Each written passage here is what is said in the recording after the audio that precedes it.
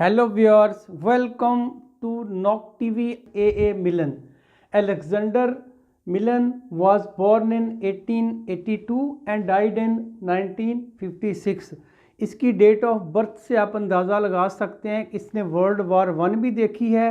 Eight the time of world war one he was 32 years old and at the time of World War II he was 63, 64, 65 years old.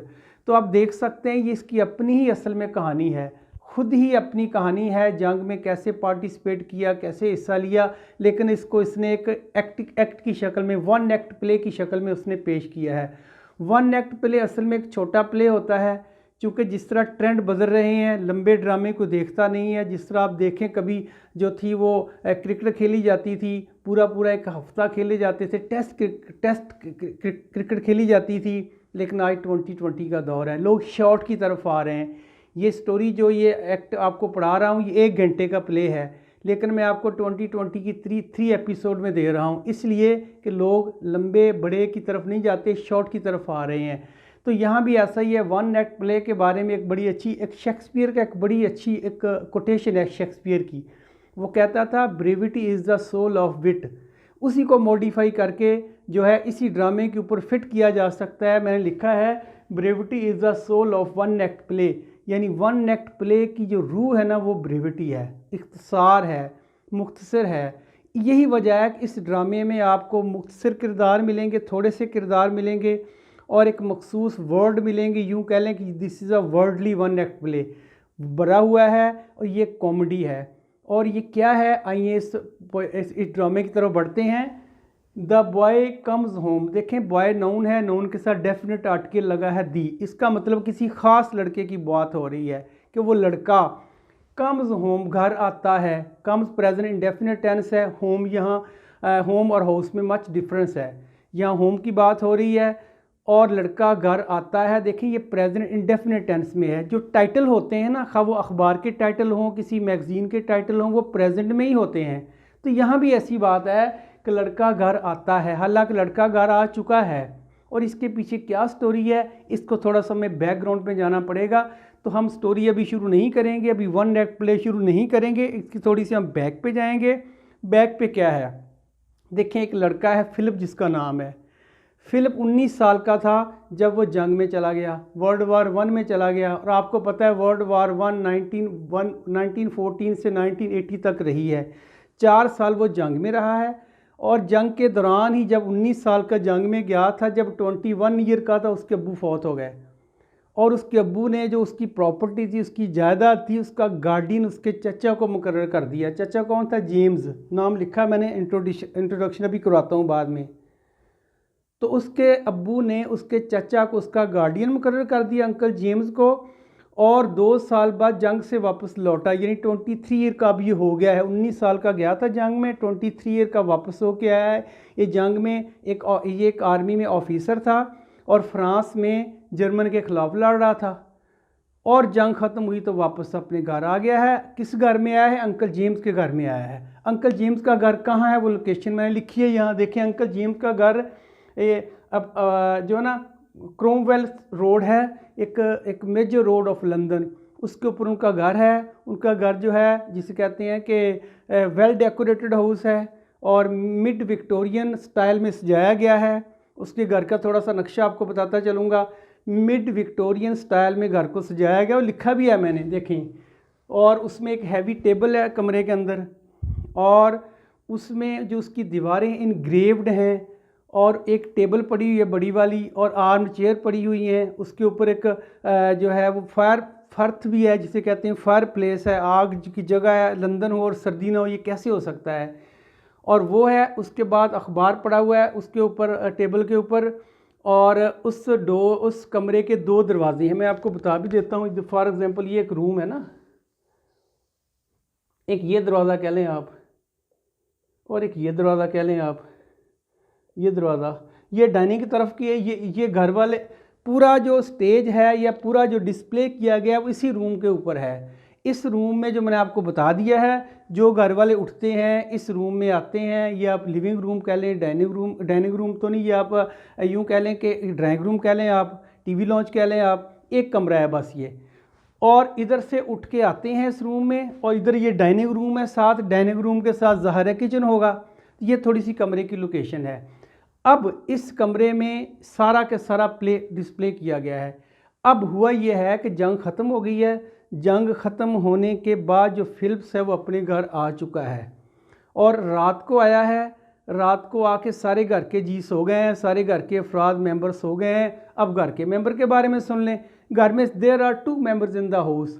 Family के 2 मियाँ बीवी हैं, उनकी कोई औलाद नहीं है, दे आर इशूलेस, वो बे औलाद हैं वो। लेकिन उनके घर में 2 मुलाजमाएँ हैं, एक कुक है और एक मेड है, नौकरानी है। और नौकरानी का नाम मैरी है और कुक का नाम मिसिस हैगन है। दोनों लिख दिए मैंने, मिसिस हैगन कुक है और मैरी जो है वो मेड है, नौकरानी है। और दूसरा कौन है, उसकी वाइफ है, एमिली है, वो भी लिख दिया मैंने। और एक जेम्स जो घर का मालिक है, owner of the house, that is mister James, उसका अंकल है। और ये उसकी आंटी है एमिली। ये 4 लोग घर में रह रहे हैं और 5वां ये आ गया है। कब आया है? जंग ख़त्म होने के बाद। और रात को आया है। रात को सारे लोग सो गए हैं, लेकिन ये अपनी आंटी के साथ थोड़ी सी इसकी अंडरस्टैंडिंग है, इसको ज़्यादा अच्छी लगती है, ज़्यादा प्यार करता है। वो लिखा भी है मैंने आगे।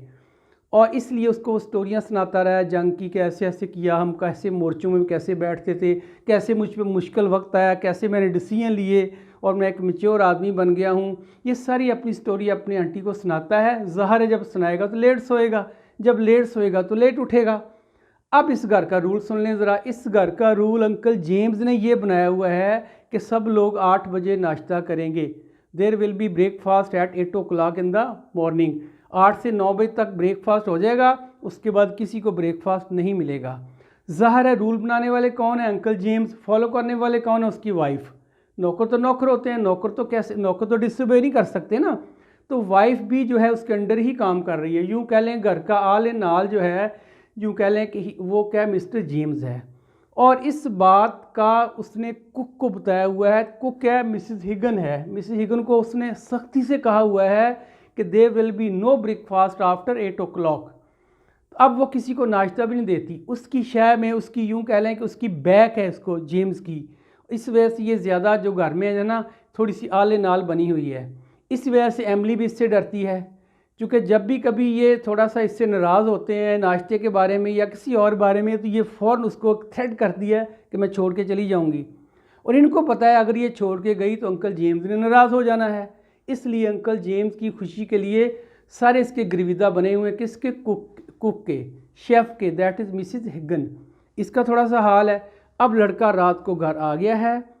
घर आके उसने सो गया है, सुबह लेट उठा है। सुबह लेट उठा है तो ज़ाहिर है नाश्ता भी लेट होगा। उठकर सबसे पहला जो करैक्टर इंट्रोड्यूस होता है, इस कमरे में दाखिल होता है इस रूम से, वो ये फिलिप्स है। ये मैंने पहला करैक्टर लिखा है फिलिप्स। 23 ईयर का लड़का है, यंग है। मैंने इसके बारे में कुछ और भी लिखा है। देखिए जंग में जाने से पहले ना वो एक सिंपलटन था, एक सादा लो इंसान था, जिसे कहते हैं ना एक अनाड़ी था, स्टबबॉर्न था, ज़िद्दी था। और उसके बाद वो जो था वो एक जिसे कहते हैं कि एक एक एक बड़ा ही हार्श किस्म का था, इररिस्पॉन्सिबल था, इमेच्योर था। लेकिन जंग से आने के बाद उसमें ये चेंजेस आई है कि अब वो प्लेजेंट लुकिंग है उसकी, और एयर डिसेसिवनेस है उसमें, एक डिसीजन पावर उसमें आ गई है, क्योंकि he has to perform different duties at the time of war on the border. जंग पर उसको मुख्तलिफ डिसीजन लेने पड़े थे, और वो अब कहता है मैं मेच्योर हो गया हूँ। He is not immature, he has become responsible person. फिर उसने कहा फॉक्सी माइंड है, लेकिन एरोगेंट नहीं है, वो गुस्ताख नहीं है, इज़्ज़त करता है वो। और उसने कहा है कि देखें स्नीजी बॉय, पुरकशिश लड़का है वो।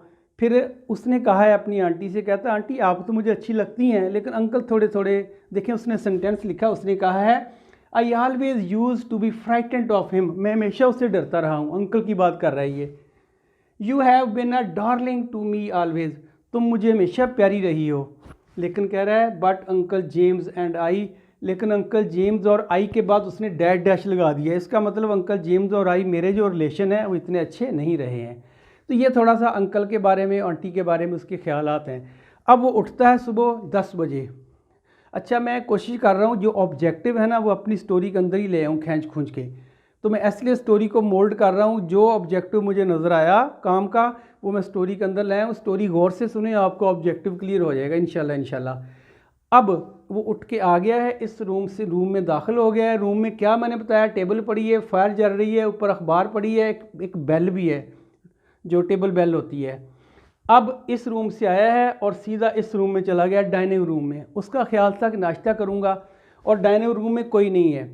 There was no one in the dining room. फिर वो वापस आ गया, इसी रूम में आके बैठ गया है, चेयर के ऊपर बैठा है, फायर प्लेस के पास बैठा है, अखबार हाथ में पकड़ी है और साथ बेल बजा दी है। और मैरी आएगी, ज़ाहिर है वो मेड है, नौकरानी है। तो पहले मैरी की दूसरी एंट्री मैरी की होती है, वो मैंने लिख दिया आपको। मेड है वो, उससे कहता है कि breakfast please, 2 egg, ham and coffee, not T. देखिए जो वर्ड बोलने इस पर गौर करें आप। 2 एग्स, 2 अंडे, हाम कहते हैं upper part of the meat of the pig. Pig के लेग का अपर पार्ट का गोश्त को कहते हैं। जिस तरह गोश्त के डिफरेंट जिस्म के हिस्सों का गोश्त होता है ना, वो हैम कह रहा है कि पिग के गोश्त को, मीट को कह रहा है कि 2 अंडे ले आओ, हैम ले आओ और साथ कॉफ़ी ले आओ, नॉट टी। कॉफ़ी कह के वो कॉफ़ी कह दिए, इट वाज सफिशेंट। लेकिन वो आर्मी का बंदा है, 2 टुक बात करेगा जिसमें कोई जो था ना भाम ना हो, जिसमें क्लैरिटी हो, वो बात करेगा वो। उसने टी नहीं कहा, कॉफ़ी कह के साथ नॉट टी। उसने कहा था इस घर का पता नहीं क्या रिवाज है, क्या इस घर का फैशन है, क्या पीते हैं, लेकिन मैंने क्लियर कर दिया है कि कॉफ़ी नॉट टी। अब मैरी से कहता है, मैरी कहती है the breakfast is over, breakfast का टाइम ख़त्म हो गया है। चूँकि मिस्टर जेम्स ने इस घर के रूल्स रेगुलेशन तय किए हुए हैं कि कोई आदमी 8 बजे सब लोग 8 बजे नाश्ता करेंगे, 9 बजे नाश्ता ख़त्म हो जाता है। अब 10 बज चुके हैं, 1 घंटा हो गया नाश्ता ख़त्म हुए। उसने उसकी बात नहीं सुनी, चूँकि नौकरानी है और नौकरानी को वो उतनी अहमियत देता है जितनी उसकी बनती है। और दूसरा वो आर्मी का आदमी है, he knows how to take order and receive order. वो जानता है ओबे कैसे करना है और ऑर्डर कैसे देना है। उसने उसकी बात नहीं सुनी और दोबारा कहा है 2 एग्स, हैम प्लस कॉफ़ी, और उसने वो चली जाती। उसने कहा ठीक है, मैं मिसिस हैगन से जाकर कहती हूँ दैट इज़ कुक। अब मिस्टर हैगन अगला करैक्टर है, मैंने लिख भी दिया है। वो जाती है डाइनिंग रूम में, डाइनिंग रूम के साथ किचन अटैच है। किचन में जाके कहती है कि मिस्टर फिलिप को नाश्ता चाहिए। जब वो चली जाती किचन में तो पीछे उसी रूम में एमिली उसकी आंटी आ जाती है। ये नेक्स्ट करैक्टर है एमिली। अभी तक फिलिप्स आया था रूम में पहले, फिर मैरी आई है, अब तीसरा करैक्टर कौन आया है, एमिली आई, उसकी खाला, उसकी आंटी आई है, आंट। वो आके कहती है कि उसने सुन ली थी बात कि ये नाश्ता मांग रहा है। उसने कहा था बेटे मेरा तो ख्याल था आप 4 साल जंग में रहे हो, आपको सुबह अर्ली मॉर्निंग उठने की हैबिट डेवलप हो चुकी होगी, तो आप अभी उठे नहीं है। उसने कहा हाँ आंटी ठीक है, आर्मी में हम सुबह ही उठते हैं, लेकिन now I am not in the army, I am out of border, I am out of army.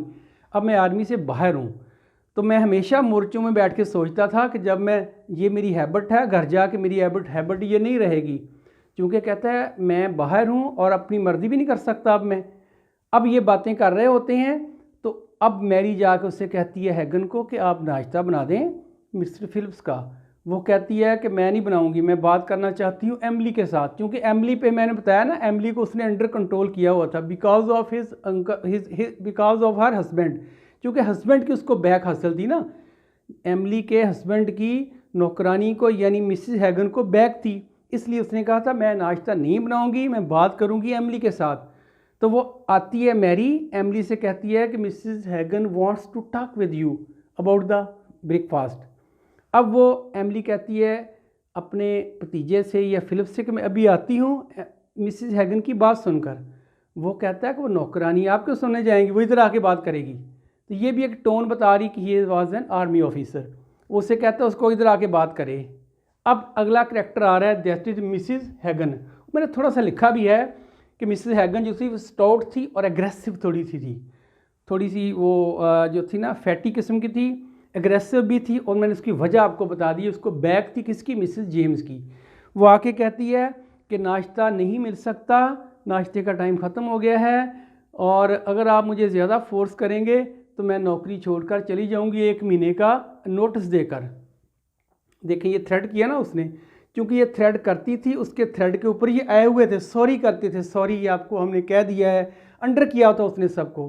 अब ये आर्मी ऑफिसर है, ये फ़ौरन अपने चेक निकालता है और चेक को अपनी नी के ऊपर, घुटने के ऊपर रख कर फाउंटेन पेन के साथ लिखता है।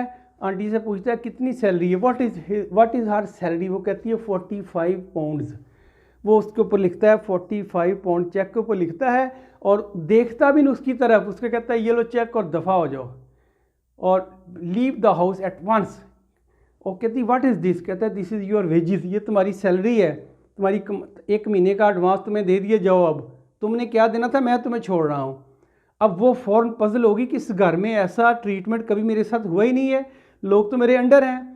वो कहती मैंने ये कब कहा था कि मैं जाऊँगी। फ़ौरन अपनी बात को बदल लेती है, झुक जाती है और कहती मैंने कब कहा कि मैं छोड़ के जाऊँगी, आप डिसेंट तरीके से तो बात कर सकते हैं ना, मैं ले आती हूँ नाश्ता आपके लिए। अब वो जो था ना, वो उसको पता चल गया कि अब ये जो है ना वो मेरे कंट्रोल में आ गई है। अब वो चेक वापस रखता है, फिर वो चली जाती नाश्ता लेने के लिए। अब वो नाश्ता बना रही है। अब नाश्ता बनाते बनाते देखें मिस्टर फिलिप्स जो था उसके पीछे चला गया नाश्ता करने के लिए, क्योंकि ये एक मैनर में चीज़ आती है कि नाश्ता हर जगह नहीं बैठ के किया जाता। बेडरूम में घुस के, रज़ाइयों में घुस के नाश्ते तो नहीं होते ना, प्रॉपर प्लेस है डाइनिंग रूम, और वहाँ गया है नाश्ता करने के लिए और वहाँ चला गया है। अब उसके पीछे थोड़ी देर बाद अब मिसेस एमिली जो है वो कमरे की सेटिंग करने लगी कि अखबार सीधा करती है, चेयर को सीधा करती है, तो उसका खावंद मिस्टर जेम्स इसी रूम में आ जाता है। कौन? Mister James. अब मिस्टर जेम्स के बारे में थोड़ा सुन लें। मिस्टर जेम्स के बारे में लिखा है मैंने कि मैन ऑफ वर्ड है, वर्ल्डली एक्सपीरियंस बंदा है, वो दुनियादार है, दुनिया देखी है उसने। ये जेम्स का काम करता है, जेम्स का काम करता है और डिफरेंट फलों से बनता है जो, और एपिक मेकिंग है, ज़माना साथ बंदा है वो, बिग मैन है, इम्प्रेसिव पर्सनैलिटी है। उसने ब्लैक कोट पहना हुआ है और कमरे में दाखिल होता है। आके पहला सवाल था where is Philip, where is Philip, Philip कहाँ है। तो उसकी वाइफ उसको बताती ही इज़ टेकिंग ब्रेकफास्ट। वो कह रहा है ये कौन सा ब्रेकफास्ट का टाइम है, देखो 10:10 हो गए हैं, 10 बजे उठा था वो, अब 10:10 हो गए, इसका मतलब 10:10 बजे वो जेम्स जो था वो कमरे में एंटर होता है। उसने कहा देखें 10:10 टाइम हो गई, ये कोई टाइम है नाश्ते का। उसने कहा कोई बात नहीं, बच्चा है, समझ जाएगा। कहता क्या समझ आएगा, मैंने घर के रूल तय किए थे, मैंने कहा था कि आर्मी में गया है, जब आएगा तो एक सुलझा हुआ इंसान होगा, एक रिस्पॉन्सिबल इंसान होगा, पंक्चुअल होगा। ये कौन सी पंक्चुअलिटी है कि अभी उठ के नाश्ता कर रहा है वो। आज मैं जाऊंगा नहीं ऑफिस, से बात करके जाऊंगा कि उसका फ्यूचर क्या है, उसने क्या कारोबार करना है, क्या बिजनेस करना है, मैं उससे आज बात करूंगा। तो ये बातें कर रहा है।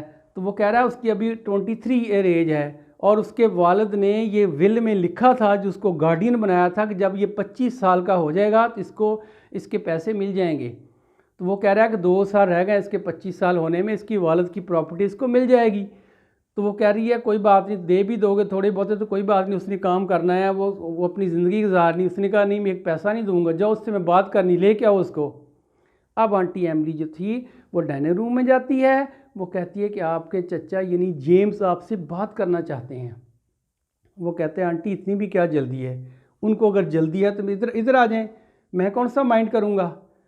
तो वो कहती है नहीं इधर तो नहीं आएंगे, आपको नाश्ता करके उधर आ जाओ। अब जब वो ये जाती है ना मिस्टर फिलिप्स के पीछे डाइनिंग रूम में, पीछे अपने खावन से कहती है अब चेयर पे बैठें, ये अखबार पकड़ें, चूल्हे के पास फायर के पास बैठ जाएं, मैं उसको बुला के लाती हूँ। अब मिस्टर जेम्स चेयर पे बैठ गए हैं, आग के सामने बैठे हैं, अखबार हाथ में पकड़े हुए हैं, और थोड़ी सी यार्निंग और डोजिंग के बाद उनकी आंख लग जाती, वहीं वो सो जाती हैं। क्लियर बात। अब वो सो गए हैं, अब बाकी बातें सारी ख्वाब में होंगी। ख्वाब में क्या देखा, it was a horror dream.